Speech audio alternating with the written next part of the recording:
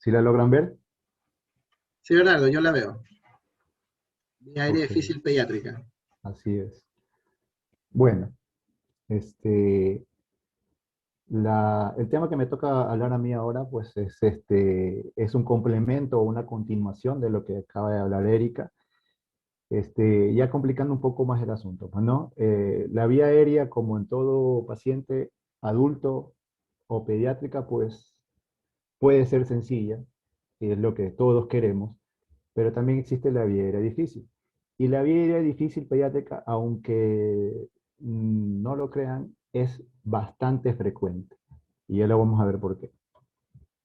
He dividido la presentación en cuatro temas grandes. Lo primero, la exploración física, ya lo habló Erika. Lo que voy a hacer simplemente es complementar o mm, acotar ciertos pequeños detalles. Bueno, y exploración física. Ahora, mi punto de vista es como anestesiólogo. Entonces, como anestesiólogo, nosotros siempre vamos a hacer una valoración preanestésica o prequirúrgica a un paciente, enfocándonos ya desde el punto de vista anestesiológico quirúrgico, ¿no es cierto? Entonces, todo paciente pediátrico, vamos, que va a llegar a la consulta, que se va a preparar para una cirugía, independientemente de que sea esta, emergencia o no, nosotros siempre vamos a hacer este examen físico que lo podríamos hacer rápido si es una emergencia o lo vamos a hacer con el tiempo, con todo el tiempo del mundo si es que obviamente es un paciente programado. Vamos a ver primero la permeabilidad de las narinas. Si las narinas son, bueno, hay mucha diferencia racial entre el niño blanco, el niño negro, el niño cholito, pero la permeabilidad de las narinas es importante porque muchas veces nos toca hacer intubaciones nasales, incluso hasta un procedimiento de emergencia. La apertura oral, la arcada dental, la capacidad de producir la mandíbula, la movilidad temporomandibular, la medición del espacio submentoniano, la observación del cuello. Si ustedes se dan cuenta, todos estos parámetros que acabo de mencionar son los mismos parámetros que se valoran para tratar de visualizar o de suponer una vía aérea difícil de un adulto. Observamos el cuello también. Escuchamos si el paciente tiene o no tiene estridor laríngeo. ¿Qué es el estridor? Es simplemente o sea, escuchar un silbido en el momento de la respiración, que puede ser inspiratorio, expiratorio o en ambos tiempos. Tenemos que saber si el paciente tiene o no tiene enfermedades sistémicas o congénitas y obviamente también tenemos que saber si es que el paciente presenta o no infecciones de la vía respiratoria. Como ya lo manifestó Erika, la exploración de la nariz de epilotis es importante. Esto no se lo hace en la consulta, esto lo hacemos mediante ya con el paciente en anestesia. Es el hecho de ver el famoso Cormack-Lehane que nosotros conocemos en anestesia y obviamente en terapia intensiva también lo conocemos. El tamaño de la lengua es importante porque sabemos que la lengua en comparación a la cavidad bucal en el paciente pediátrico es mucho mayor, ¿ya?, que en el paciente adulto y eso condiciona la posibilidad de obstrucción de la vía aérea, tomando en cuenta que la respiración del niño es nasal 100%. Y como bien dijo Erika, el tejido linfoide es importante, dependiendo de la edad, vamos a tener presencia o no de este tejido y su hipertrofia pues, puede condicionar a una obstrucción, pues no ya per se antes del procedimiento. Y bueno, la laringe, como bien lo explicó Erika, tiene una importancia sumamente grande para poder realizar la técnica adecuada. Y acotando nuevamente la imagen que presentó Erika, el tamaño de la vía aérea nos condiciona a al flujo de oxígeno que nosotros podíamos permitir pasar. Y como bien se comentó hace un momento, si el paciente, si el niño se lo manipula más de una vez, más de dos veces, eso va a condicionar a mayor edema y a mayor dificultad en el paso de oxígeno, lo que podría condicionar a una hipoxemia importante, ¿ya? Y nosotros tenemos, nosotros ¿qué tenemos? Después de hacer todo esto de aquí, nosotros clasificamos al paciente en una escala, en un acrónimo que es el acrónimo SMILE. El acrónimo SMILE es simplemente las iniciales de SAOS, que es el apnea obstructiva del sueño, que normalmente, como dice acá, en los pacientes pediátricos puede ser por hipertrofia amigdalar, macroglosia, índice de masa corporal. Si obviamente, como todo paciente obeso, sea pediátrico o adulto, pues va a tener una posibilidad de dificultad de intubación mayor, ¿ya? Si el paciente tiene o no lesiones ocupantes de espacio, y la edad, pues no. Si el paciente tiene a menor edad, más difícil hacer la técnica de laringoscopía. Ahora, entrando en contexto, nosotros tenemos que diferenciar dos grandes episodios. La vía aérea pediátrica difícil conocida y la vía aérea pediátrica difícil no conocida. Dentro del primero, que es la vía aérea pediátrica difícil conocida, nosotros asumimos una vía aérea difícil por un sinnúmero de situaciones, pero lo más común son las patologías o síndromes asociados a esta dificultad de vía aérea difícil. Entonces, para nombrar algunas, y les he puesto algunas imágenes que no son de mucho manejo dentro de lo que son manejos de vía aérea difícil de adulto, pues no. Tenemos enfermedades o malformaciones congénitas donde tenemos mal posicionamiento de los huesos del cráneo, como el síndrome de Upper o el síndrome de Cruzón. El síndrome de Upper, si ustedes, no sé si logran ver el cursor. ¿Logran ver el cursor? Sí, Bernardo, yo sí lo puedo ver. Bueno, el síndrome es para justamente mostrar las imágenes. El síndrome de Upper son justamente las dos imágenes superiores. Si ustedes se dan cuenta, esta paciente de acá es un síndrome de Upper. Ya ella tiene una cavidad bucal pequeña y una deformidad de la arcada dental que condiciona una apertura disminuida de la boca, lo que podría condicionar una intubación orotraqueal. Y así podemos enumerar algunas enfermedades. Si ustedes se dan cuenta acá, dentro de las malformaciones congénitas están clasificadas en mal posicionamiento de los huesos, hipoplasia de la mandíbula, movilidad del cuello limitada, apertura bucal limitada, cavidad oral pequeña, macroglosia, ¿ya? Y si se dan cuenta, los síndromes craneofaciales se repiten en algunos. El síndrome de Upper, acá tenemos el Upper nuevamente, acá tenemos el Pierre-Robin en la cavidad oral pequeña, que también lo tenemos como hipoplasia mandibular. Entonces, un paciente que tiene una malformación congénita tiene más de un factor que nos puede llevar a presentar una vía aérea difícil, pues no. La imagen que ustedes ven acá a la derecha abajo, esta es un paciente con un labio leporino bilateral, labio leporino y paladar hendido bilateral.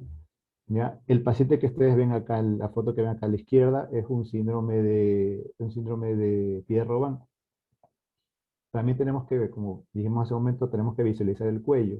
Ustedes pueden ver acá, este paciente, esta imagen que está aquí, que estoy mostrando ahora, es un quiste tirogloso. Un quiste tirogloso es una lesión congénita en la cual el conducto tirogloso no se cierra en su totalidad y puede presenta un quiste. Y este quiste, en el tiempo, puede ir acumulando secreciones y puede ir creciendo y lateralizando la vía aérea, tirándola hacia un lado, lo que condiciona la laringoscopía. Este paciente que ven aquí en la foto de en medio es un síndrome de Goldenhar, ¿ya? Es una malformación craneofacial importante. Y esta imagen que ustedes ven acá, la primera a la izquierda, es un niño con hidrocefalia. Todos estos pacientes presentan dificultad no solamente en el manejo de la intubación como tal, sino posiblemente dificultad en la ventilación per se. Tenemos que también ver las manifestaciones, a las alteraciones adquiridas que nos condicionan una vía aérea difícil, las infecciosas como los abscesos retrofaringios. Aquí podemos ver una imagen de una amigdalitis purulenta y esta amigdalitis purulenta, obviamente como ustedes ven, ocluye el 100% de la cavidad bucal, de las coanas. Acá tenemos una imagen de tomografía de un absceso periamigdalino que ustedes, como pueden ver, lateraliza la vía aérea. Este paciente acá es un paciente que nos llegó en un momento en el hospital, es un tumor del maxilar, ¿ya? Que ocluye el 95% de la boca. Y esta paciente que está aquí es una paciente con una trauma, una niña con síndrome de Down, con trauma cervical, que tuvo que ser sometida a una inmovilización cervical. Todos estos pacientes son pacientes que nos condicionan una vía aérea difícil, independientemente de que lo hayan sido o no, porque lo asumimos y obviamente nos preparamos para el. Una vez que nosotros ya definimos si el paciente puede ser que tenga o no tenga una vía aérea difícil, nosotros armamos nuestras estrategias, pues, ¿no? Entonces, lo primero que tenemos que hacer es evaluar la posibilidad de una vía aérea difícil. Perdón. Ya. Cuando tenemos la evaluación de la vía aérea, evaluamos el paciente, nosotros tenemos que definir estos 4 escenarios. Primero, si el paciente va a tener una ventilación difícil, ¿ya? Que no es lo mismo que una intubación difícil. Una ventilación difícil es el hecho de que tú poniéndole mascarilla facial al paciente, haciendo la técnica de, haciendo la inducción anestésica al paciente, tú no lo vas a poder ventilar o no.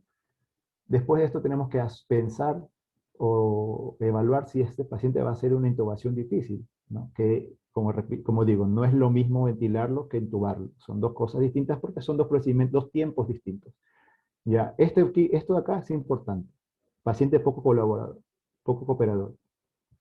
Todos los pacientes pediátricos, todos los pacientes pediátricos son pacientes no colaboradores, no cooperadores. Entonces, eso hace que tengamos que tener cierta habilidad para poder hacer una inducción anestésica al paciente. Y lo último es que si ya asumimos que es una ventilación difícil, una intubación difícil, pues tenemos que pensar si es una traqueostomía difícil también, porque el paciente pediátrico no solamente es difícil el hecho de intubarlo, si no tienes una experiencia adecuada, sino también hacer una traqueostomía o hacer una cricotireotomía, como dijo Jaime hace un momento, es difícil. Tenemos que pensar en nuestras elecciones de manejo, ¿no? Tenemos que pensar si el paciente lo vamos a intubar despierto o vamos a hacer una inducción anestesia general y cómo la vamos a hacer. ¿Ya? En un paciente pediátrico, hacer una intubación despierto, yo creo que es prácticamente imposible, dependiendo de la edad del paciente. Si hablamos de un paciente que tiene menos de 8 años, el paciente no va a colaborar. Y si más aún tú le vas a decir que, el paciente, que le vas a hacer un procedimiento, es muy difícil. Si ya de por sí es el hecho de saber que van a hacer, le van a colocar una villa y ven jeringuillas y ven personas que no están, con los que no están familiarizados, ya eso ya condiciona la respuesta del paciente. Y entonces lo que normalmente hacemos es hacer una inducción de anestesia general. ¿Ya? Tenemos que pensar si vamos a utilizar técnicas invasivas o no invasivas. Obviamente siempre en primera elección siempre van a ser las técnicas no invasivas. Tenemos que pensar si es que vamos a preservar la ventilación o la vamos a abolir. Normalmente cuando nosotros hablamos de vía aérea difícil en adultos, y ya mismo lo vamos a revisar el protocolo en el pediátrico, este, es de, siempre se pregona relajar al paciente. Eso es algo que personalmente debato, ¿ya? Y más aún en el paciente pediátrico por la rapidez en que el paciente puede pasar de un plano, de un buen estado a un mal estado. Entonces, hay que pensar siempre en preservar la ventilación o no. Bueno, tenemos que identificar el abordaje primario que vamos a realizar. Obviamente, se recomienda siempre que sea el de más, el de más de que sean de mayor dominio de la persona que va a hacer el procedimiento. ¿Ya? Y bueno, pues primero decidir nuevamente si el paciente lo vamos a intubar despierto, decidir o asumir si el paciente va a ser fácil de ventilar o difícil de intubar, este, pensar que el paciente no puede ser intubado y no puede ser ventilado, y eso obviamente saber que va a poner en riesgo la vida del paciente. Y tenemos que tener otras opciones de manejo. Siempre que hacemos un paciente pediátrico, hacemos una inducción anestésica de un paciente pediátrico, siempre tenemos que tomar en cuenta que no solamente vamos a tener un laringoscopio a la mano, que es lo primero que tenemos, sino que tenemos que tener otras opciones y ya lo vamos a ver ya a continuación. Saber que el paciente no es cooperador, ¿ya? Y también tenemos que saber cuál es la intención quirúrgica o la conducta quirúrgica del paciente. Si se lo puede, si se puede, si colabora y se puede hacer la intubación despierto, con anestesia local. En un paciente pediátrico, muy difícil, por no decir imposible. Y aquí entrando en contexto, la Asociación Pediátrica Americana ha hecho los, perdón, a ver, bueno, ha hecho su protocolo de manejo de vía aérea, ¿no es cierto? Y como dice aquí, pues se lo ha dividido en tres partes, ¿no es cierto?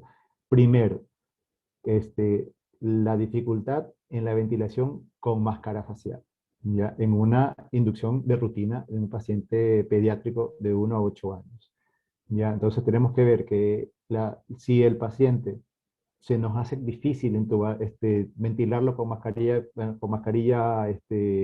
facial, lo primero que tenemos que hacer, el paso uno, es optimizar la posición de la cabeza.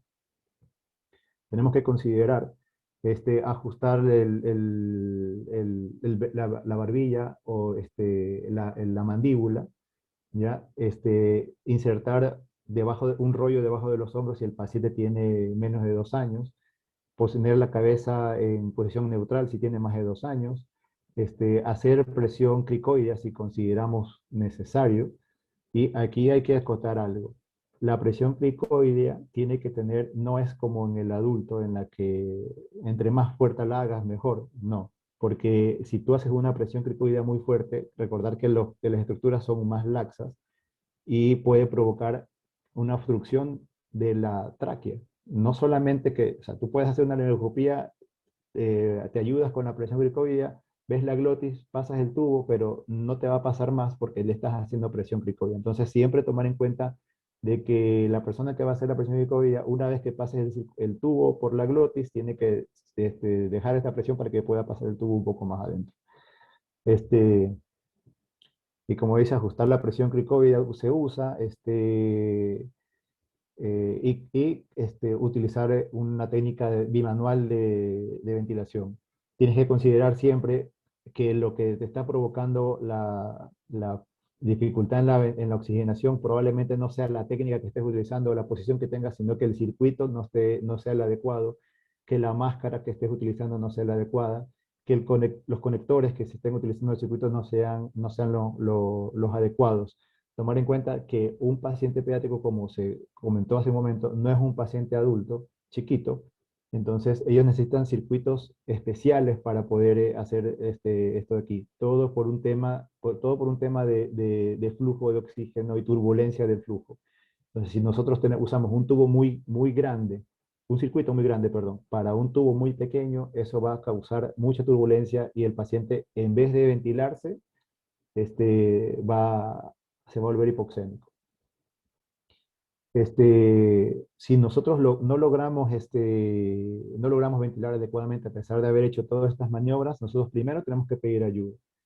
Ya habíamos pedido ayuda, ahora volvemos a pedir ayuda nuevamente y intentamos colocar una vía supraglótica. Lo ideal primero es usar una máscara laringea, ¿ya? Y si una vez que se utiliza y se inserta la máscara laringea, obviamente como indica acá, no más de 3 intentos, ¿ya?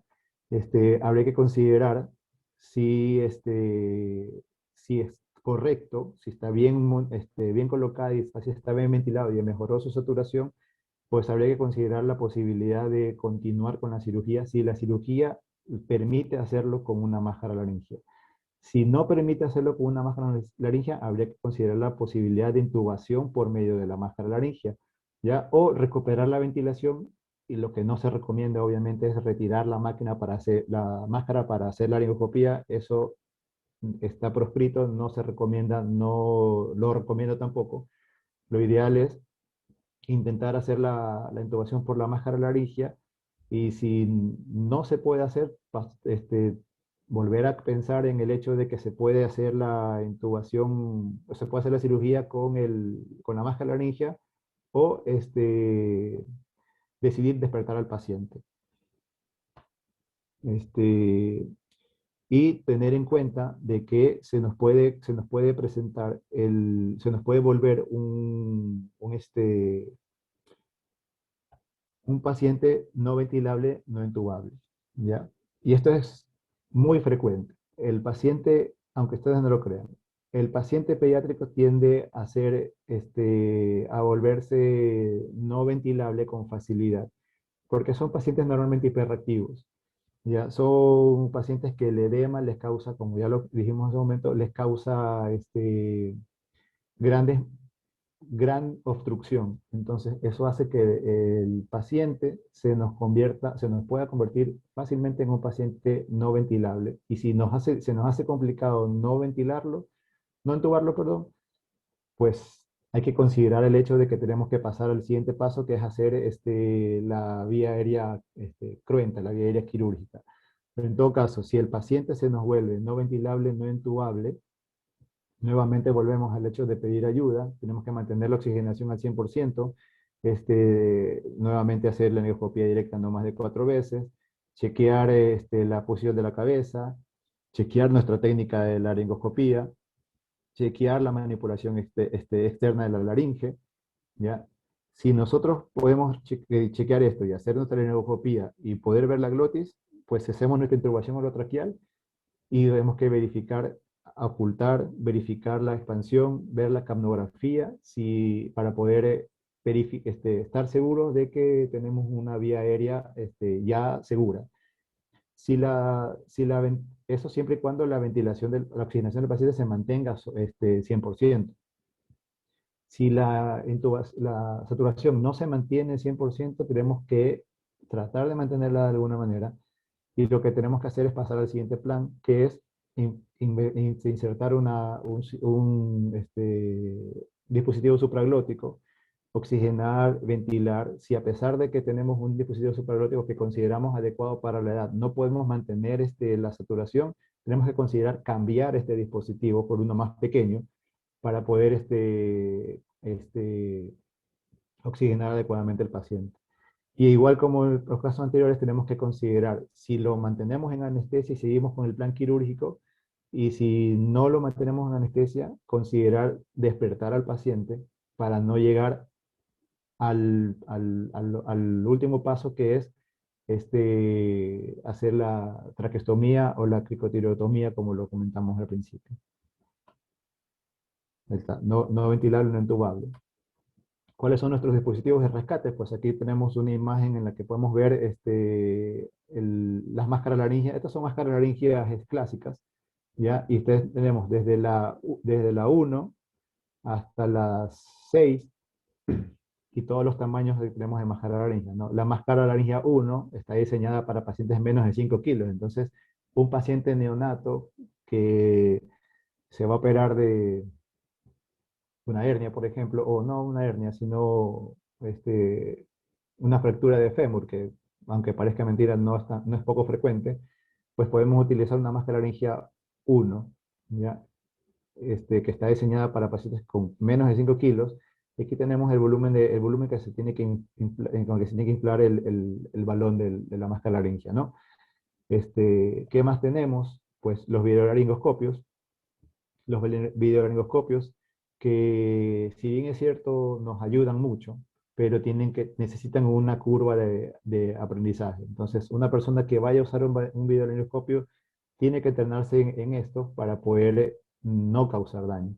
Porque realmente, aunque los que usamos videolaringoscopios se nos hace muy sencillo, cuando no lo sabes hacer, puedes causar más daño que bien. Y el fibrobroncoscopio es el que tenemos acá, ¿ya? Y acá yo les he puesto una imagen, una tabla, donde podemos ver la diferencia de los videonoscopios que nosotros podemos tener para los pacientes, pues, ¿no? El más fino es uno que tiene un diámetro de 2.2 milímetros, que lo podemos utilizar con pacientes pretérminos. El problema de este fibrobroncoscopio es que no tiene canal de trabajo, no puedes hacer succiones, es simplemente para poder observar. A diferencia del siguiente, que es un de 2.8 a 3.1, en el que tiene un canal de trabajo donde podrías hacer alguna succión. ¿Y qué nos puede pasar? Pues si nosotros ya hicimos la cirugía, entubamos al paciente, pero resulta que tuvimos una vía aérea difícil, pues durante la cirugía podríamos tener una extubación accidental prematura, ¿ya? Y aquí sí, esto es un gran dolor de cabeza para nosotros los anestesiólogos. Y como experiencia les comento, en algún momento tuvimos un paciente en el que se estaba operando de un tumor de fosa posterior, estaba boca abajo, ¿ya? Y obviamente como estaba boca abajo, el tubo endotraqueal estaba hacia abajo. Y el reciente cirugía tuvo la no intención, el error de alar el circuito y sacó el tubo, extubó el paciente, boca abajo. Bueno, pues tocó primero tratar de ventilarlo. Imagínense con la cabeza abierta, ¿qué podemos hacer? Tocó entubarlo y me tocó meterme debajo de la cama quirúrgica para poder entubar al paciente, yo mirando hacia arriba. O sea, no sé cómo lo hice, pero lo hice. Podemos tener incapacidad de remover el tubo traqueal, podemos tener ciertas manifestaciones cardiovasculares como reflejos vagales que pueden provocar bradicardia extrema, podemos tener incrementos de la presión intracraniana, podemos tener traumatismo traqueal o laringio, laringoespasmo y aspiración. Aquí el laringoespasmo tiene es un punto muy importante que tenemos que hablar. Si ustedes ven la imagen que tenemos acá, ya la imagen que estoy señalando en este momento, la superior izquierda, es una vía aérea pediátrica normal, por así decirlo, ¿no es cierto? Pero esa misma vía aérea la vemos acá, aquí no vemos la glotis. Este paciente ha hecho un laringoespasmo. Y esto de aquí es la principal condición que nos lleva a tener un paciente no ventilable, ¿ya? Porque que el paciente llegue a hacer un laringoespasmo y no reconocerlo en el momento adecuado es 100% mortal. Entonces hay que tener cierta experticia para poder, y cierta malicia para poder reconocer el laringoespasmo, que lo podemos presentar en el momento de la inducción, en el transquirúrgico, en la educción, que es el despertar del paciente, incluso en la recuperación, porque el principal causante del laringoespasmo es el dolor. Bueno, eso es en caso de los pacientes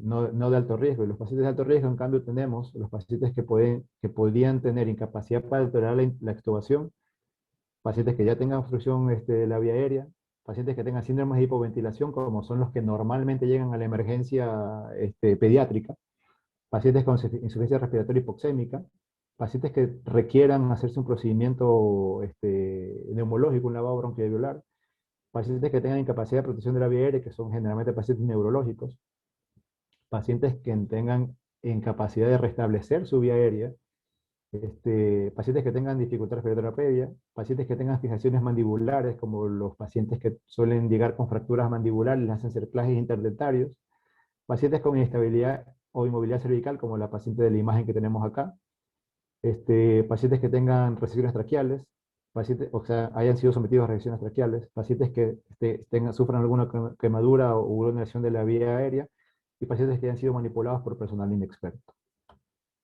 Gracias.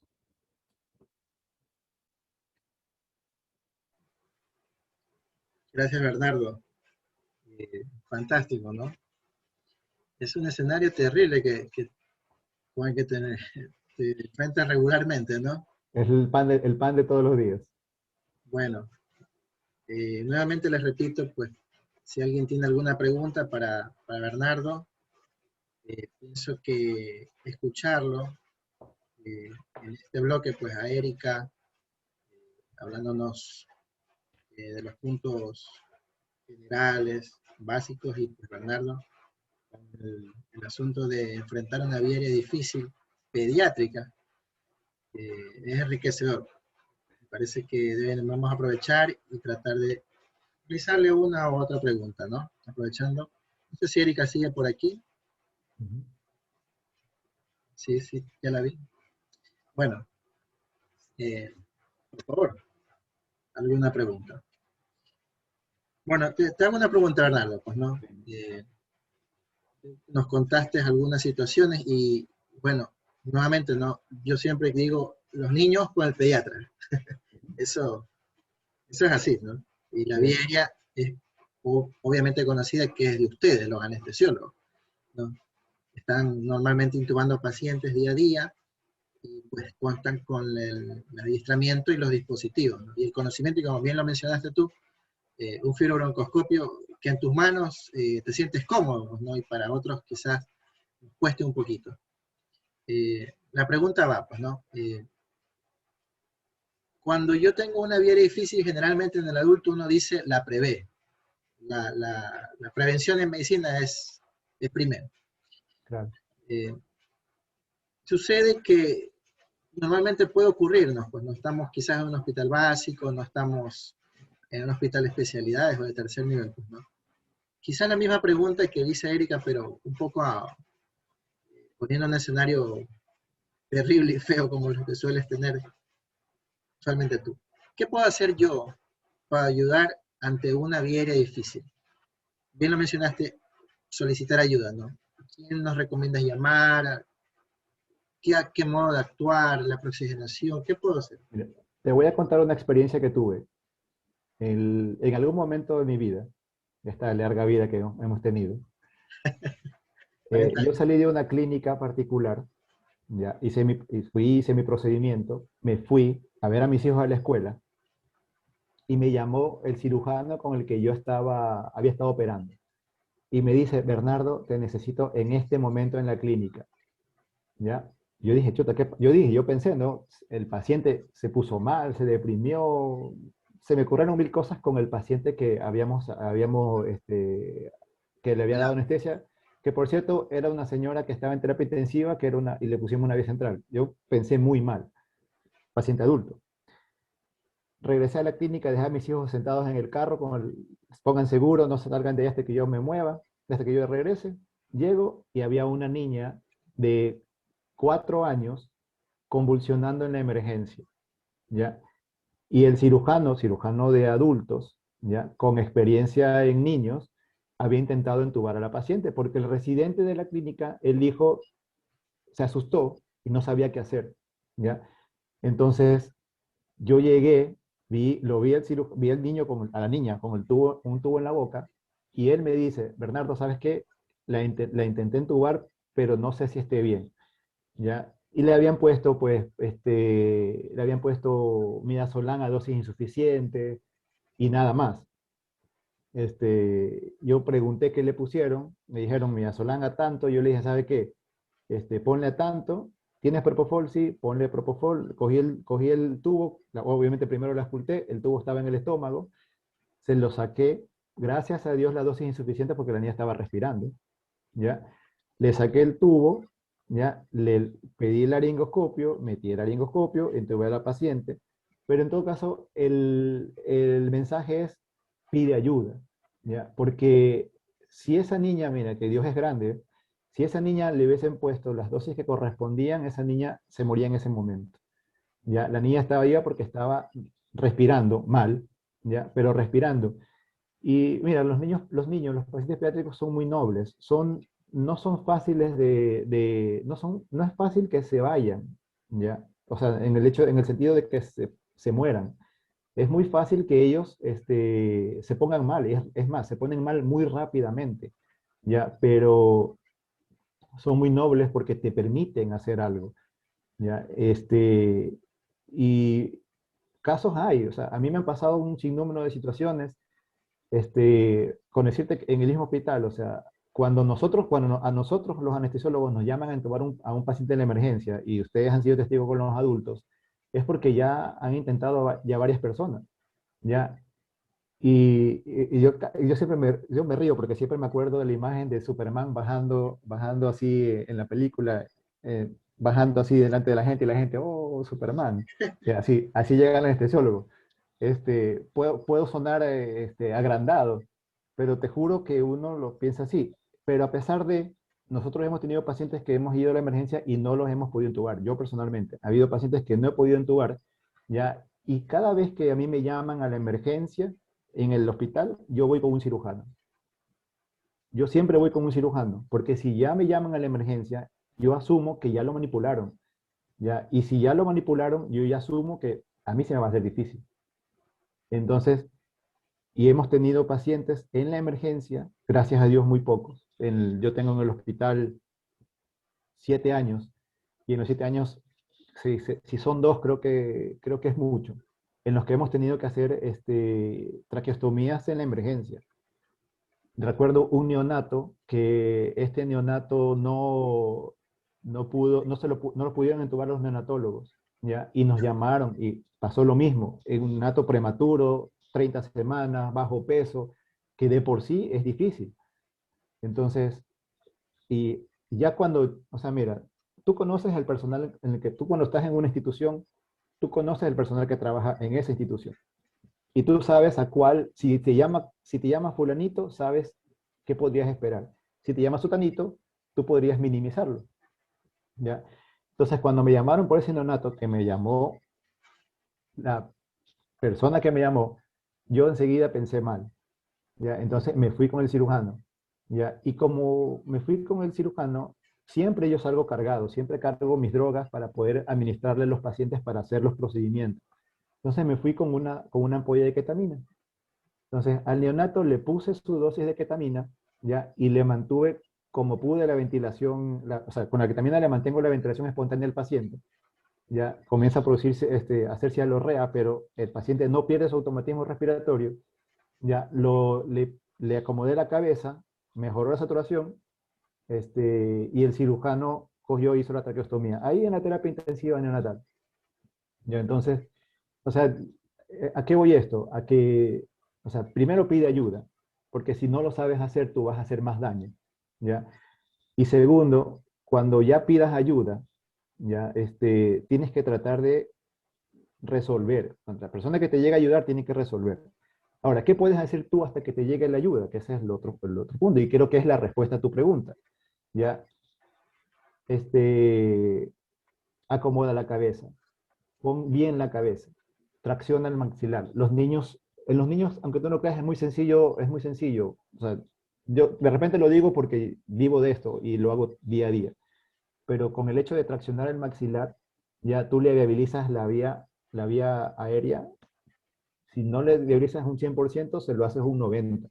Porque el problema más grande de los niños es que como la lengua es más grande en comparación a la cavidad bucal, tiene adenoides o tiene amígdalas, dependiendo de la edad, ¿ya? Y el occipucio es mucho más grande en comparación al adulto. Normalmente el niño está en esta posición, ¿ya? Entonces, ¿qué tienes que hacer? Extiende la cabeza, tracciona el maxilar y con eso tú viabilizaste la vía aérea.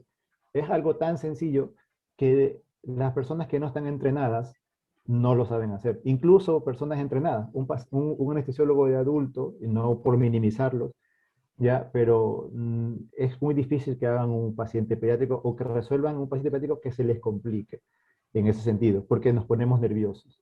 Y ya el hecho de manejar los nervios o ponerte nervioso te condiciona. Entonces, pero la respuesta es oxigenar al paciente.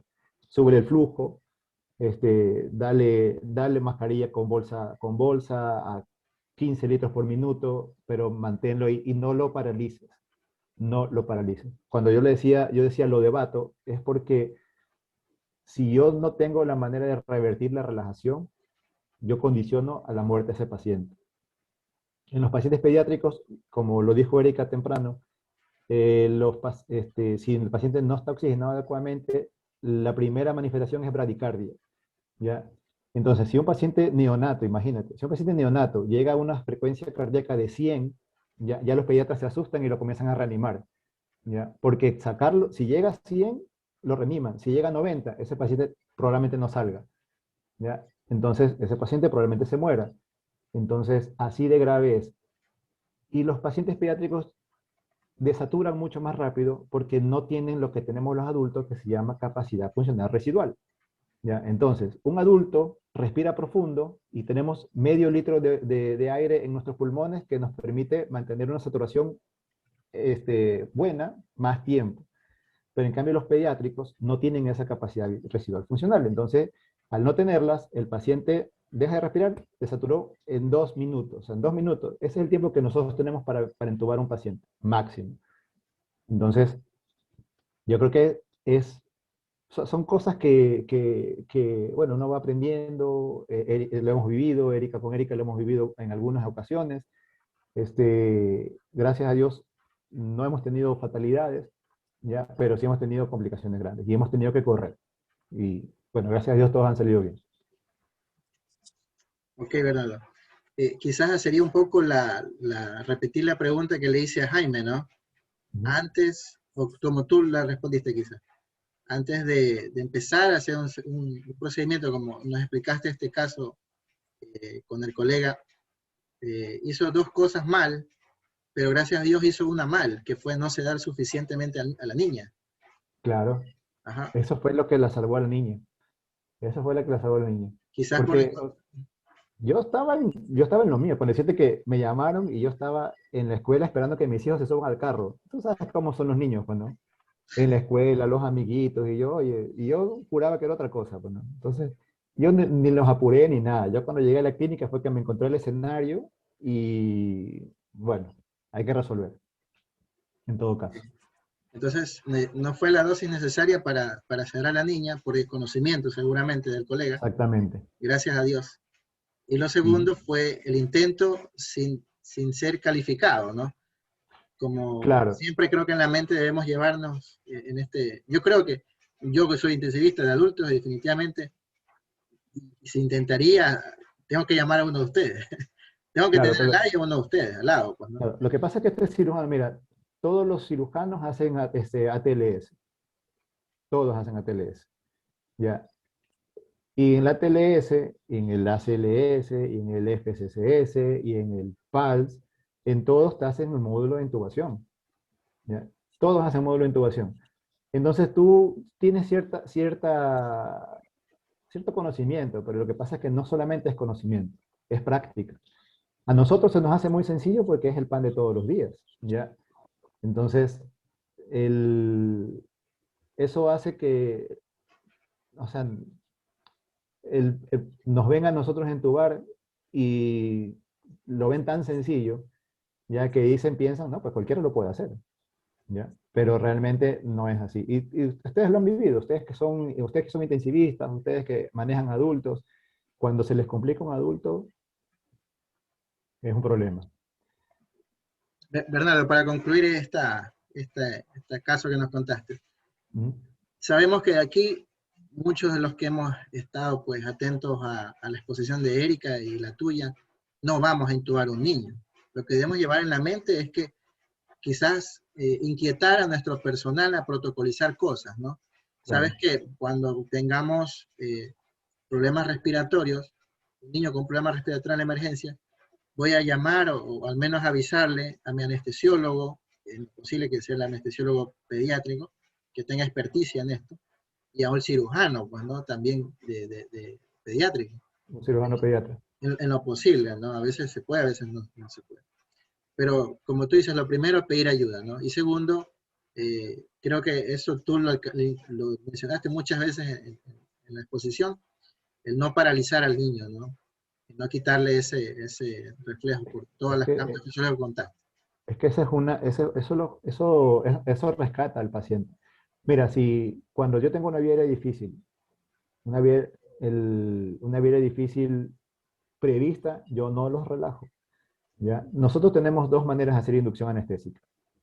La manera intravenosa, que es la que generalmente hacemos en los adultos, porque todo paciente adulto que entra al quirófano entra con una vía periférica colocada, ¿ya? Nosotros hacemos inducción intravenosa, cogemos, le ponemos su dosis de fentanilo, remifentanilo, de propofol y su dosis de relajante, y hacemos la laringoscopía. El paciente pediátrico es más lábil en el sentido de que se deja llevar más por los anestésicos. Entonces, y Erika lo mencionó también en su charla, los pacientes pediátricos responden más a los anestésicos. Entonces, yo puedo llevar a un paciente pediátrico a un estado de parálisis solamente con inducción inhalatoria, ¿ya? Me tomo más tiempo, me demoro mucho más, ¿ya? Pero eso me permite, y eso hace que el paciente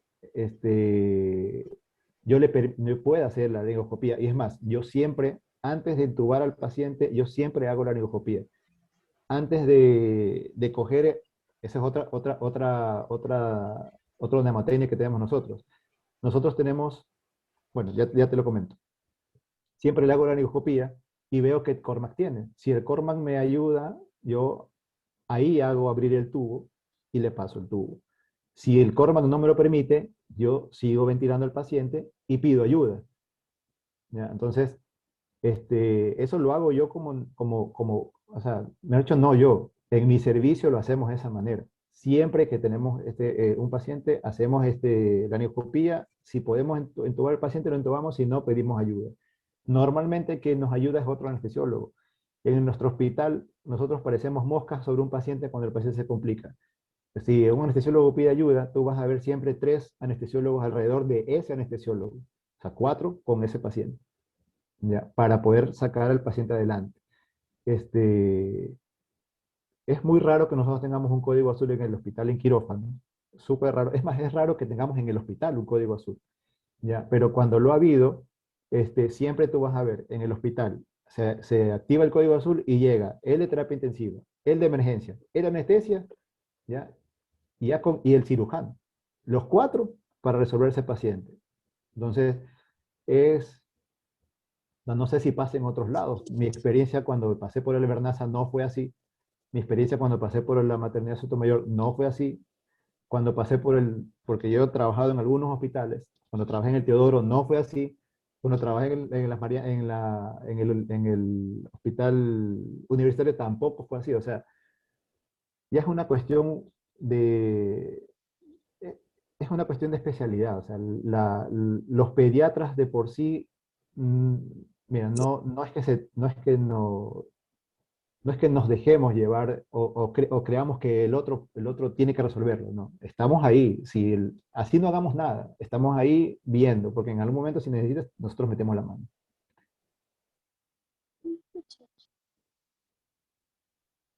No te escucho. Ahora sí. Gracias, Bernardo. No sé si alguien tenga una pregunta para Erika o para Bernardo. Pueden escribirla, yo la leo o se la realizan. Quería contar algo en lo que tú mencionaste, ¿no? La experiencia que algunos hemos dado vuelta por algunas instituciones. Ajá. En la unidad de cuidados intensivos COVID que estaba ahora, tomamos, y les puede servir un poco como idea, ¿no? Para los colegas que están acá asistiendo al simposio. Tomamos la decisión de el paciente COVID que ingrese debe tener firmado un consentimiento para un acceso venoso central, un consentimiento para intubación y un consentimiento para traqueostomía o alguna vía aérea quirúrgica. ¿Sí?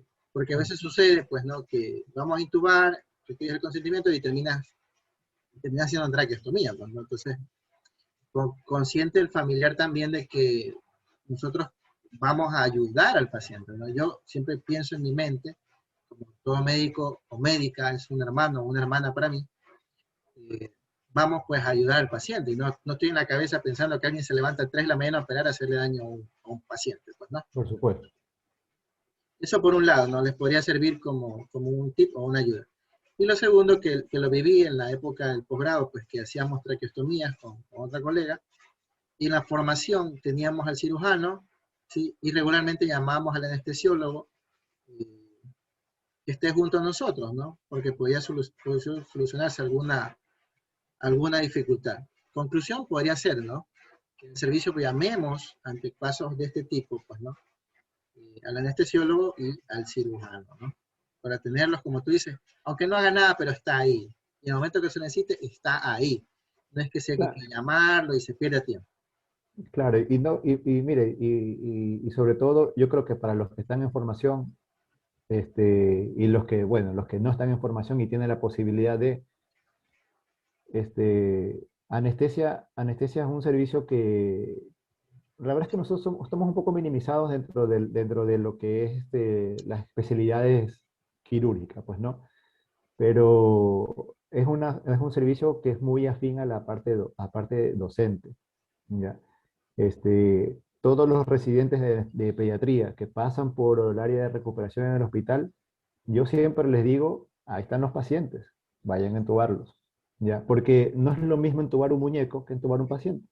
Y un paciente que está en anestesia, que es un paciente que está, un paciente sano, ¿ya? Que está entrando en anestesia, es un paciente, yo creo que ese es el paciente ideal para que una persona adquiera la habilidad, ¿ya? Entonces, yo tengo dos cirujanos pediatras que ellos, siempre que estamos en quirófano con los pacientes de ellos me dicen, Bernardo, déjame entubar. Venga, entube. Son cirujanos, ¿ya? Pero tienen ese interés.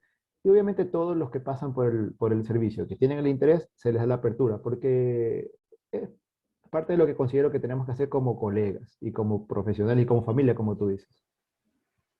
Sí. Bueno, tengo una pregunta para Erika. No sé si alguien quiere aprovechar que estamos en este módulo muy especial, ¿no? Eh, con Erika Mosquera, que nos dio el preámbulo de las generalidades, cuestiones que uno no sabe cuándo usar con balón, sin balón, eh, todos estos cambios fisiológicos, la posición de los niños, los neonatos, los cambios de edad por peso, etcétera.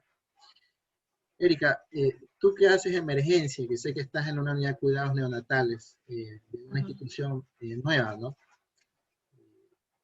¿Qué cuidados tienes ahora o qué particularidad quizás has tenido con respecto a COVID-19? No sé si los niños, sé que no es muy frecuente, pero bueno, tú que dominas más el campo, ¿qué protocolos manejan cuando van a instrumentar una vía aérea con estos niños? Bueno, mira, en neonatos no hay nada comprobado que sean COVID positivos, así la mamá haya sido COVID positivo. O sea, como que no hay transmisión transplacentaria de la mamá o sea, al niño. Realmente en neonatos, o sea, es el mismo cuidado, o sea, de protección, de mascarilla y esto. Sin embargo, en niños mayores sí había como que hay un flujómetro, especialmente para, o sea, como que no permite que, o sea, al conectarlo al ventilador mecánico, o sea, no hay el paso de las partículas. Eso es como que el extra que se utilizó como que en niños mayores de 1 mes, que todos los que iban a la terapia intensiva pediátrica. Pero en neonatos no, porque realmente no hay nada comprobado. Realmente solamente si hay contacto con la mamá, que la mamá sea sintomática y esté como que en contacto con el niño, ahí, o sea, realmente habían estudios que decían que sí, solamente en esa forma había, o sea, como que el contacto que había de la mamá con el niño para que haya la infección por COVID. Pero ahí no. Okay.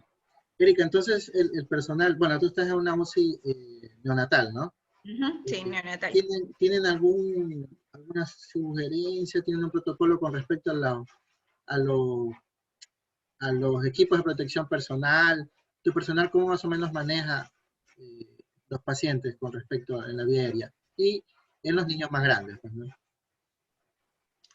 Bueno, en neonatos es la misma protección que usamos, ya te digo, o sea, como que la mascarilla que usas de protección, pero, o sea, en algo en específico no, es igual de adultos para niños, o sea, las mascarillas me refiero a las mascarillas faciales, las protecciones, por ahí, nada en especial, todo igual de adultos para niños. Ok, Ujú. bueno, no sé si alguien tenga una pregunta, aprovechando, como lo dije, no vamos a salir aquí nadie a intubar niños, definitivamente que no.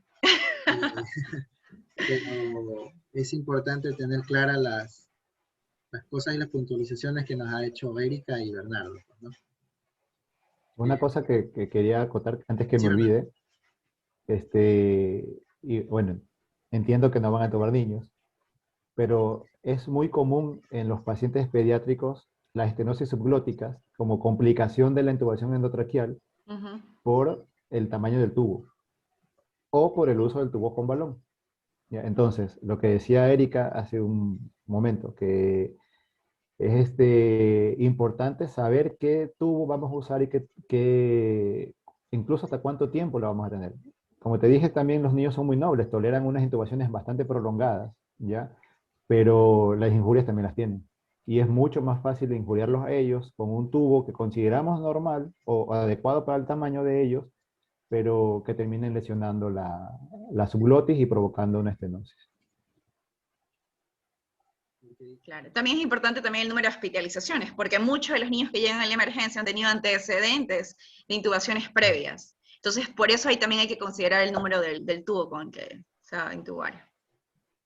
Ah, ok, sí estaba intubado anteriormente. Por supuesto. Y eso ya es, o sea, es una condición que tenga una estenosis. Entonces, en esos casos vas a requerir un balón un tubo mucho más pequeño.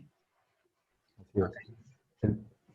Mucho más pequeño. Y ojo, que no hablamos de la Ujú. traqueomalacia, que es otra condición. O sea, mira, cada vez, este tema, y lo conversamos con Erika el día de ayer, este tema es para hablar una semana entera, ¿ya? Porque cada vez que nos acordamos de algo Ujú. y, y seguimos sumando cosas que nos complican la vida a los anestesiólogos y a los pediatras.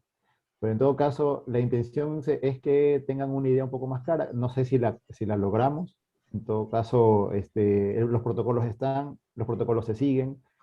Este, y eso, si en algún momento les toca entubar a un paciente pediátrico, tomen en cuenta lo que les dijo Erika, el tamaño del tubo, cómo tienen que calcular el tamaño.